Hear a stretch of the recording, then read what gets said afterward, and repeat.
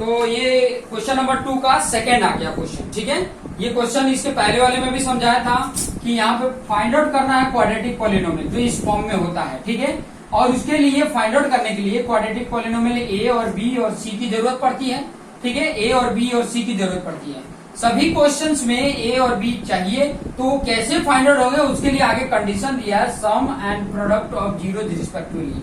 Respectively का मतलब ही होता है कि पहले जो दिया वो पहला दिया, दूसरा जो बोला है वो दूसरा दिया है। क्लियर? पहले जो लिखा उसका पहला वैल्यू, दूसरा जो लिखा दूसरा वैल्यू। तो सम ऑफ जीरोज दिया है, प्रोडक्ट ऑफ जीरोज दिया है।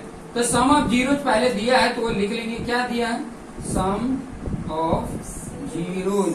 सम ऑफ जीरोज में अल्फा प्लस बीटा की वैल्यू क्या दिया है, √2 दिया है, ठीक है। अल्फा प्लस बीटा की वैल्यू होता है -b/a और यहाँ पे दिया √2/1 लिख सकते हो क्योंकि नीचे 1 लिख सकते हैं। अब एक रेशियो ले लो, एक रेशियो मैं ले सकता हूँ, के रेशियो ले सकता हूँ क्योंकि ऊपर की वैल्यू और नीचे की वैल्यू बराबर करना है तो के रेशियो मान लेते हैं। हो सकता है कुछ मल्टीपल हो, या तो 1 हो, सेम भी हो सकता है और सेम नहीं भी हो सकता है। तो यहाँ -b इक्वल टू √2k हो जाएगा और एक हो जाएगा a इक्वल टू 1k मतलब k। क्लियर? तो यहाँ a की वैल्यू तो मिल गया। यहाँ पे -b है तो उधर हटा के उधर कर दो, b इक्वल टू -√2k हो गया। यहाँ b मिल गया। दूसरा कंडीशन यहाँ पे है प्रोडक्ट ऑफ जीरो दिया हुआ है, product of zeros. Product of zero क्या होता है, alpha into beta equal to c/a। Alpha into beta की वैल्यू c/a होता है और दिया कितना है, 1/3 दिया है, ठीक है। a की वैल्यू यहाँ पे k फाइंड आउट किए हैं, यहाँ पुट कर देंगे k equal to 1/3।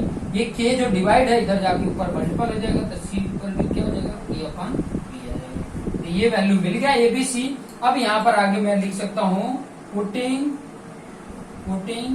The value of a b and c in general form of quadratic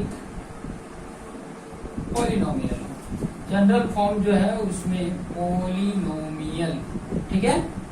क्या है जनरल फॉर्म, ये है x² plus bx plus c, ठीक है। a की वैल्यू क्या आया था, k आया था, यहाँ हो गया k x² प्लस b की वैल्यू क्या है, -√2 ना, यहाँ पे लिख दिया -√2kx और c की वैल्यू k/3 है, k/3।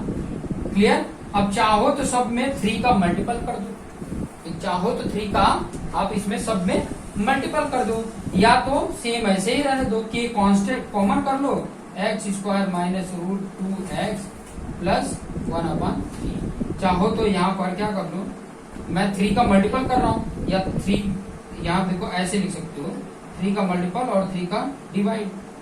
तो ये जो मल्टीपल वाला है इसको हटा दिया मैंने, 1 रख दिया और इसमें अंदर मल्टीपल कर दिया जो इधर रखा था।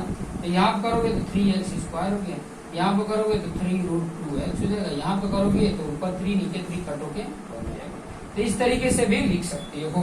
अब k की जगह पर 1/3 पॉसिबल हो सकता है, ठीक है। k की वैल्यू 1 भी हो सकती है, k की वैल्यू 2 भी हो सकता है, कुछ भी हो सकता है। तो ये हमारा हो गया पॉलिनोमियल, ठीक है। ये करेक्ट है। आपके टेक्स्ट बुक में सिर्फ इतना ही दिया होगा, इतना दिया होगा या इतना दिया होगा, ये k निकालने के बाद इतना दिया होगा, ठीक है। बट करेक्ट ये है, ठीक है। k की वैल्यू 1 हो सकती है, k की वैल्यू 2 हो सकती है, 3 हो सकती है, पता नहीं है, ठीक है। इसीलिए हम इस तरीके से करते हैं। तो ये हो गया आपका दूसरा एक क्वेश्चन।